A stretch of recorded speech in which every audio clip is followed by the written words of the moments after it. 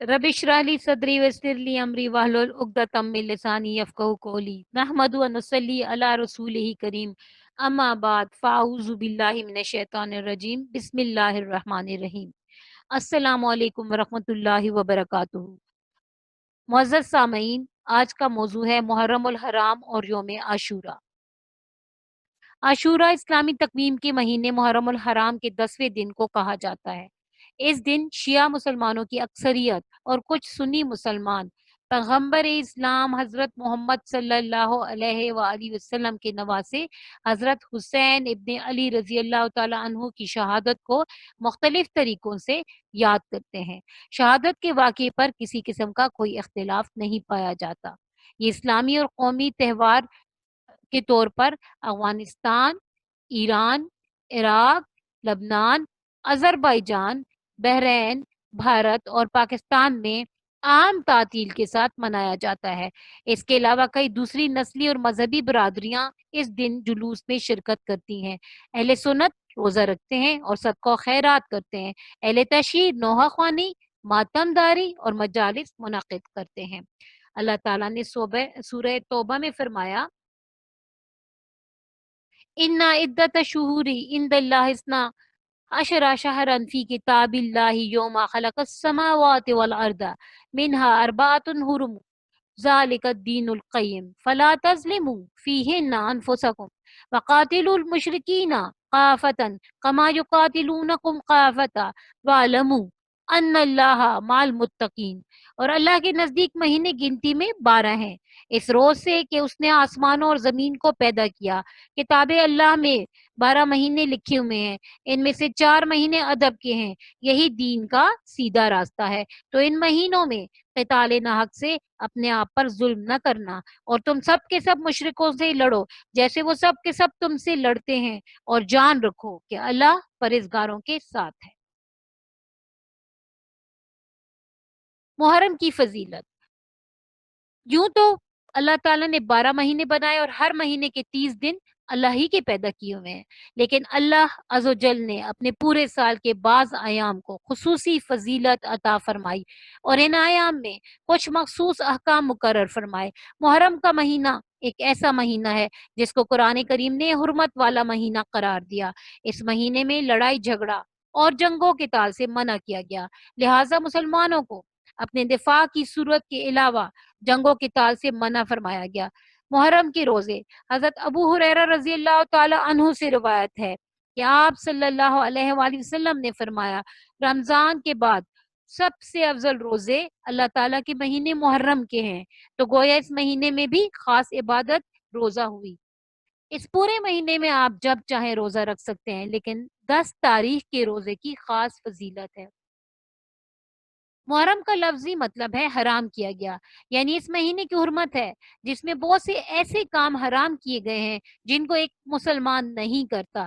اس مہینوں کو شہر اللہ کہا جاتا ہے، اللہ کا مہینہ، جس سے اس دن کی اہمیت کا پتہ چلتا ہے۔ اشہر حرم، یعنی ان 4 مہینوں میں سے 4 مہینے ہیں جن کے نام ہے ذی-القعدہ، ذوالحج، محرم الحرام اور رجب۔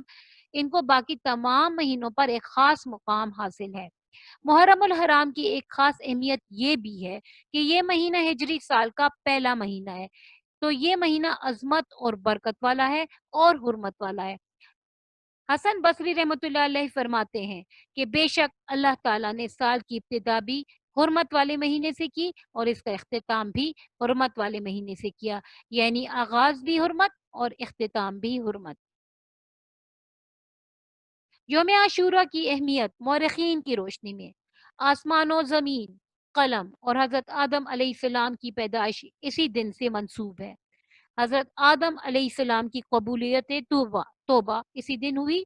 حضرت نوح علیہ السلام کی کشتی ہولناک سیلاب سے محفوظ ہوئی۔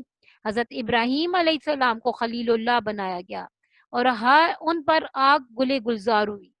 حضرت اسماعیل علیہ السلام کی پیدائش اسی دن سے منسوب ہے۔ حضرت یوسف علیہ السلام کو قید خانے سے رہائی نصیب ہوئی اور مصر کی حکومت ملی۔ حضرت موسیٰ علیہ السلام اور ان کی قوم بنی اسرائیل کو فرعون سے نجات ملی۔ حضرت سلیمان علیہ السلام کو بادشاہت ملی۔ حضرت ایوب علیہ السلام کو سخت بیماری سے شفا نصیب ہوئی۔ حضرت یونس علیہ السلام 40 روز مچھلی کے پیٹ میں رہنے کے بعد نکالے گئے۔ حضرت عیسیٰ علیہ السلام کی پیدائش ہوئی۔ حضرت عیسیٰ علیہ السلام کو یہودیوں کے شر سے نجات دلا کر آسمان پر اٹھایا گیا۔ دنیا میں پہلی باران رحمت اسی دن سے منسوب ہے۔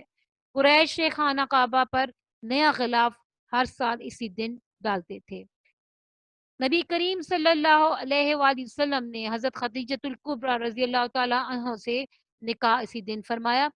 نواسہ رسول صلی اللہ علیہ وآلہ وسلم اور جگر گوشہ فاطمہ رضی اللہ عنہما کو میدان کربلا میں شہادت نصیب ہوئی۔ حدیث کی روشنی میں اگر ہم یوم عاشورہ کی اہمیت دیکھیں تو بہت زیادہ ہے۔ حضرت ابو قتادہ رضی اللہ تعالی عنہ فرماتے ہیں کہ رسول اللہ صلی اللہ علیہ وآلہ وسلم یوم عاشورہ کے روزے کی بابت یوم عاشورہ کا روزہ باقاعدگی سے رکھتے تھے، اور اس کے بارے میں ان سے سوال کیا گیا تو آپ صلی اللہ علیہ وآلہ وسلم نے فرمایا کہ یہ روزہ گزشتہ سال کے گناہوں کا کفارہ بن جاتا ہے۔ حضرت ابو ہریرہ سے روایت ہے، رسول اللہ صلی اللہ علیہ وآلہ وسلم نے فرمایا، رمضان کے بعد افضل روزہ اللہ کے مہینے محرم کا روزہ ہے۔ حضرت ابن عباس رضی اللہ تعالی عنہ سے روایت ہے کہ نبی اکرم صلی اللہ علیہ وآلہ وسلم نے مدینہ تشریف لانے کے بعد جب آپ نے یہودیوں کے دیکھا کہ وہ جو عاشورہ کا روزہ رکھتے ہیں تو آپ نے ان سے اس کا سبب معلوم کیا۔ انہوں نے بتایا کہ اس دن بنی اسرائیل اور حضرت موسیٰ علیہ السلام کو فرعون کے لشکر سے نجات ملی۔ جب حضرت موسیٰ علیہ السلام کا مقابلہ فرعون سے ہوا اور حضرت موسیٰ علیہ السلام دریا کے کنارے پہنچے تو پیچھے فرعون کا لشکر آ رہا تھا۔ بنی اسرائیل نے یہ دیکھا تو کہا انا لمدرکون، ہم تو دھر لیے گئے۔ تو حضرت موسیٰ نے فرمایا کلا، ہرگز نہیں، انا ما ربی سیہدین، میرے ساتھ تو میرا پروردگار ہے، وہ ہمیں ایسا راستہ دکھائے گا جس میں ہمیں فرعون کے لشکر سے نجات مل جائے گی۔ حضرت موسیٰ نے اللہ کے حکم سے اپنا عصا پانی پر دے مارا تو 12 راستے بن گئے، کیونکہ بنی اسرائیل کے 12 قبیلے تھے۔ اللہ تعالیٰ نے پانی کو اس طرح روک دیا جیسے دیوار کھڑی ہو گئی ہو، یعنی ہر قبیلے کے لیے ایک الگ راستہ بن گیا۔ فرعون نے جب اس راستے سے پر سے ان کو گزرتے دیکھا تو اسی نیت سے اسی پانی میں اسی راستے پر داخل ہو گیا۔ جب وہ لشکر سمیت پانی میں داخل ہوا تو غرق آب ہوا۔ ابو موسیٰ رضی اللہ تعالی عنہ سے روایت ہے، اہل خیبر یوم عاشورہ کا روزہ رکھتے ہیں اور اسے عید کا دن قرار دیتے ہیں، اور اس دن اپنی عورتوں کو زیورات اور بہترین لباس پہناتے ہیں۔ تو رسول اللہ صلی اللہ علیہ وآلہ وسلم نے فرمایا کہ تم بھی اس دن روزہ رکھو۔ آپ صلی اللہ علیہ وآلہ وسلم کی حیات طیبہ میں آپ صلی اللہ علیہ وآلہ وسلم نے عاشورہ کا روزہ رکھا، اور لیکن وفات سے پہلے جو عاشورہ کا دن آیا تو آپ صلی اللہ علیہ وآلہ وسلم نے عاشورہ کا روزہ رکھا، اور ساتھ ہی یہ فرمایا کہ 10 محرم الحرام کو ہم بھی روزہ رکھتے ہیں اور یہودی بھی روزہ رکھتے ہیں، جس کی وجہ سے ان کے ساتھ ہلکی سی مشابہت پیدا ہو جاتی ہے۔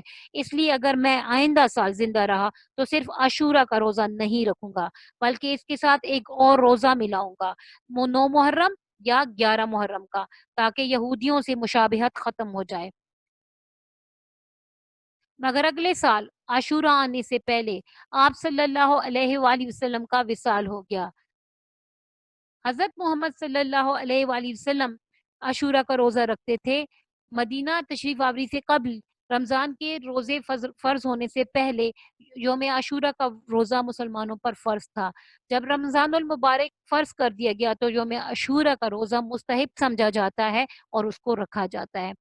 اور اگر ہم دیکھیں کہ غیر مسلموں کے ساتھ ادنا سی مشابہت بھی نبی کریم صلی اللہ علیہ وآلہ وسلم کو پسند نہ آئی، چاہے کہ وہ عبادت ہی کیوں نہ تھی، تو پھر ناجائز کاموں میں ہمیں اپنے آپ کو غیر مسلموں کے ساتھ مشابہ کرنے سے روکنا چاہیے، کیونکہ یہ ایک بہت بڑا گناہ ہوگا۔